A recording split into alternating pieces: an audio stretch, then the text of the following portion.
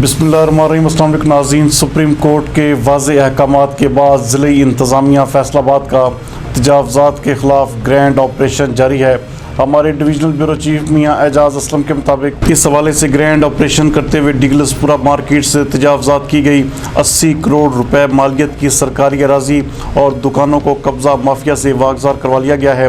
Assistant commissioner city Syed Ayub Bukhari ने रात गए मैराथन ऑपरेशन की निगरानी की और भारी मशीनरी को बरूए कार लाते हुए तजावुज़ात का मुकम्मल सफाया करवा दिया है।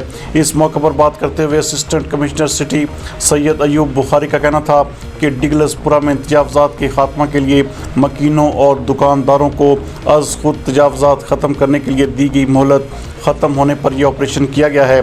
उन्होंने बताया कि तजावुज़ात के ख़िलाफ़ ऑपरेशन जारी है और किसी को भी सरकारी अराज़ी पर काबिज़ नहीं होने देंगे।